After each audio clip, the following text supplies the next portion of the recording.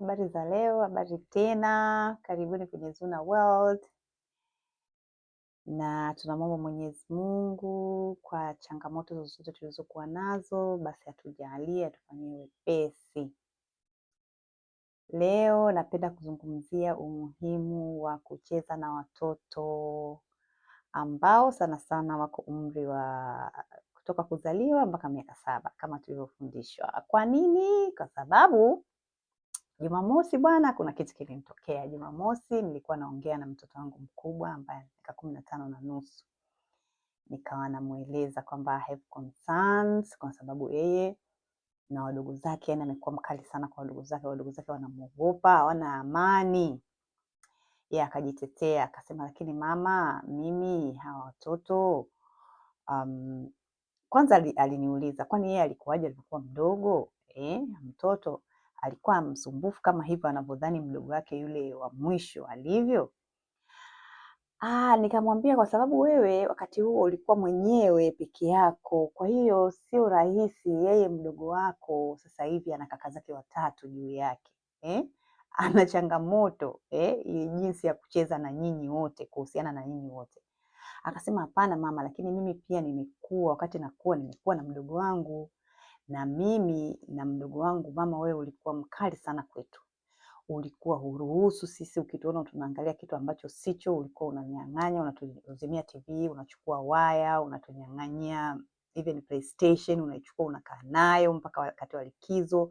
Tablets ulikuwa unazichukua, hatuzipati mpaka wakati wa likizo. Ulikuwa mkali, ulikuwa unatuambia tulale mchana, tunalala, tusipofanya kitu ambacho unataka unatupa adhabu. Na mimi nakumbuka siku moja tuko Shekilango, ulitupa adhabu, ulinipa adhabu mimi, ulikuja ukakuta mimi sikulala mchana, mwenzangu amelala. Ukanipa adhabu ambayo uliniacha, ukamchukua mwenzangu ukaenda naye Mlimani City, ukatembea naye, ukamnunulia vitu na ulimnunulia puzzle ya Ninja Turtles. What?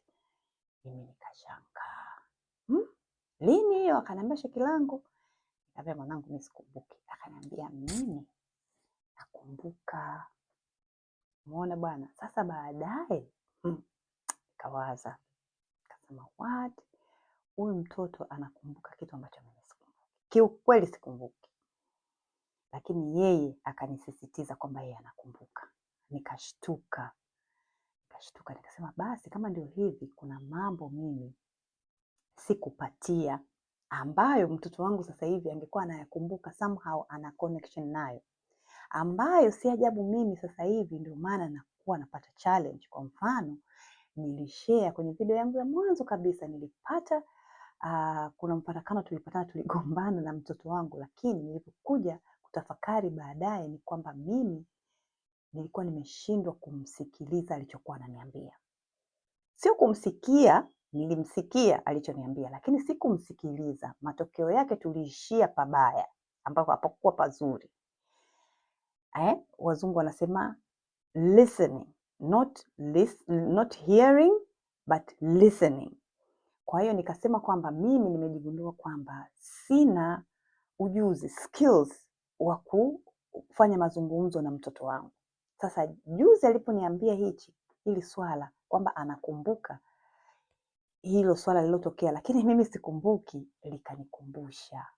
likanikumbusha framework tunayopewa kwenye dini yetu, ambayo tunaambiwa mtoto umri wa miaka mdogo kuanzia 0 kuzaliwa mpaka miaka 7 ucheze naye. Miaka 7 nyingine umfundishe. Miaka 7 nyingine ufanyeje? Uwe rafiki naye. Sawa, urafiki sio urafiki wa ushosti, lakini urafiki kwamba katika umri huu tena huwezi kumchapa. Umeona? Katika umri huu huwezi kumpa punishment. Katika umri huu wa balehe sasa ni kufundishana. Na watu ambao mna watoto katika umri huu, mnajua, mnaelewa. Kwa hiyo nikaamua ni share hili swala kwamba kwa wale ambao hawafanyi hivi, mimi nime-experience kwamba kumbe wakati watoto wangu wanakuwa wadogo mpaka miaka 7 nilitakiwa nicheze nao. Mimi niliwapa michezo. I can assure you of that. Niliwapa michezo, lakini si kucheza nao. Na kwa nini hii framework imewekwa ikasema ucheze nao, then uwafundishe, then uwafanye wawe rafiki? Ina maana gani? Ina maana kwamba ukianza kucheza naye mtoto, baadaye ukaanza kumfundisha, unatengeneza connection pale ya wewe na yeye, unatengeneza bond.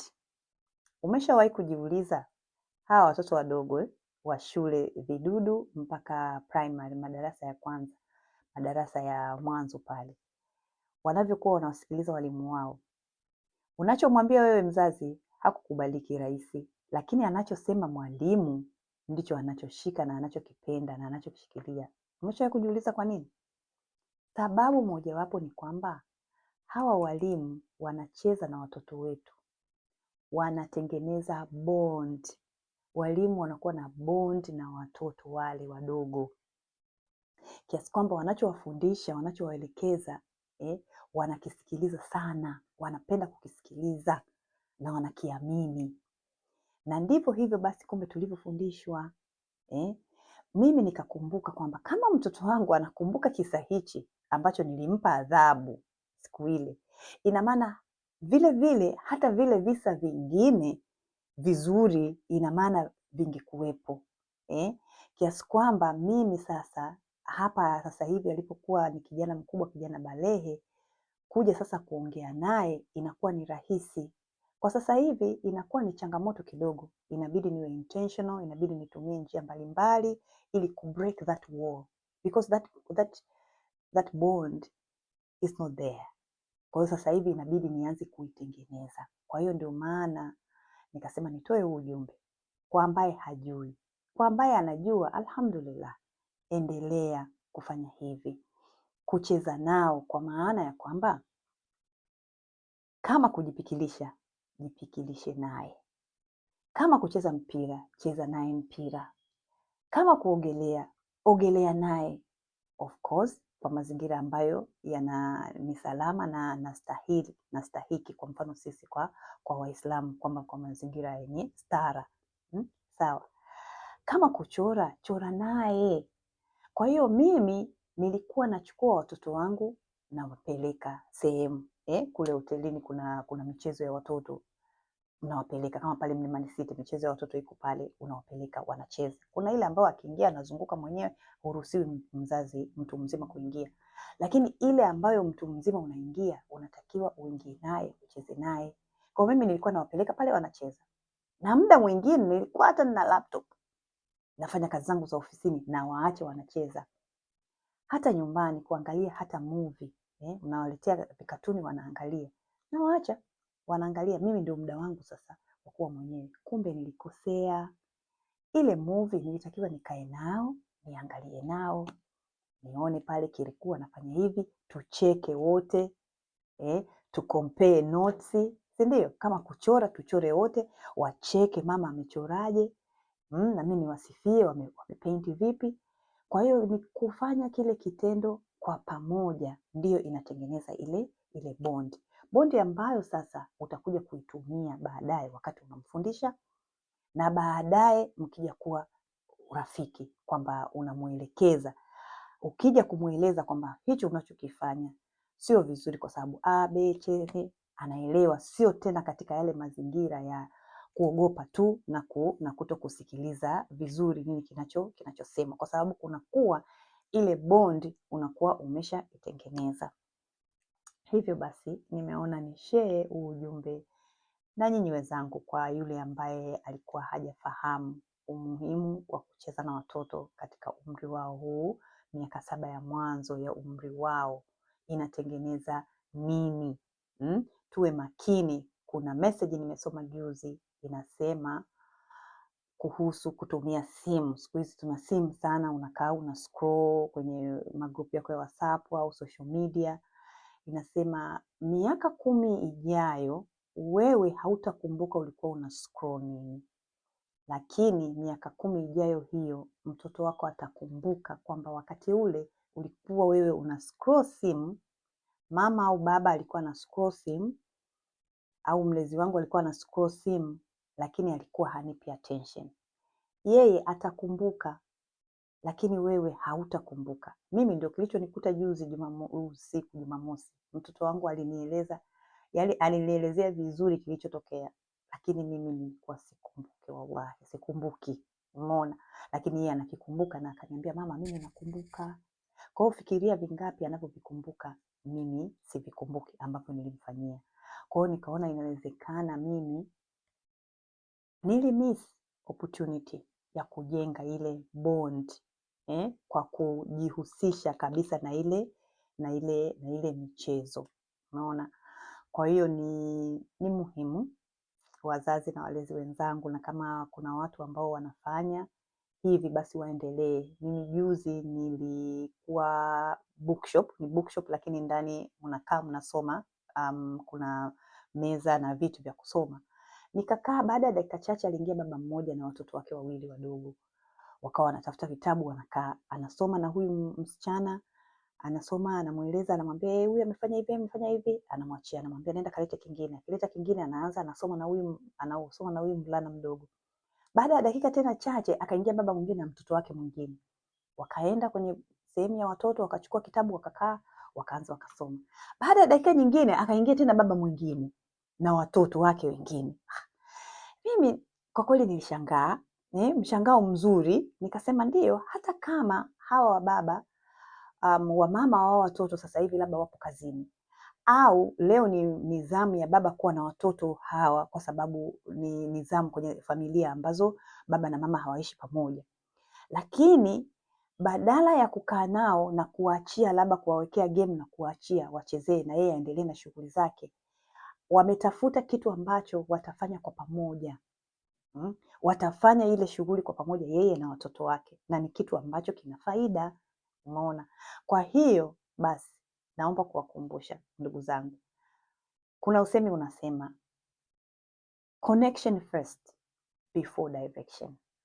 Yaani kabla hujaanza kutoa maelekezo kwamba naomba mfanye hivi, we mtoto fanye hivi, jenga mahusiano kwanza. That is the rule. Connection first before direction. Ndio. Kwa hata makazini tunaona kabla hatujapewa maelekezo yoyote, lazima kuna kujenga mahusiano fulani. Kuna kujenga uhusiano and then mnapewa maelekezo kitu ambacho mnafanya. Basi ndio hivyo kwa watoto, na nisisitize kwa sisi Waislamu, this framework tumepewa tuifuatishe, kwamba miaka ya mwanzo 7 cheza nao, miaka 7 inayofuatia wafundishe, na miaka 7 inayofuatia fanye marafiki. Sawa, marafiki sio urafiki wa ushosti, naomba nirudie, lakini ni urafiki ambao mnaweza kuwa na mawasiliano na kuelezana. Tusipojenga hizi bondi mwanzoni, ndio baadaye tunakuja kupata shida jinsi ya mawasiliano, communication, kwa sababu mawasiliano yanaweza yakawa tu ujambo si jambo, habari za shule nzuri, leo umefanya nini. Umeona? Hata mtoto mwenyewe anaona kwamba kuna vitu vingi vinamtokea shuleni, lakini ndio ameshazoea kwa sababu hakuna connection. Na katika video yangu ya kwanza, kwa ambao waliona mlisikia kisa kilichotokea, kiasi kwamba nikaja kugundua kwamba mimi nahitaji ujuzi, nahitaji skills ya kuweza kuongea na mtoto wangu. Sio tu kuongea, kwamba kuongea ni kucommunicate, kuwa na mazungumzo. Basi ni hayo ambayo ningependa kushare leo, na kama kuna mtu ambaye naye anapenda kushare kitu ambacho kinahusiana na hichi, basi karibu, naomba tushare na sisi ili tuweze kufundishana. Asanteni sana, mwe na siku njema. Bye.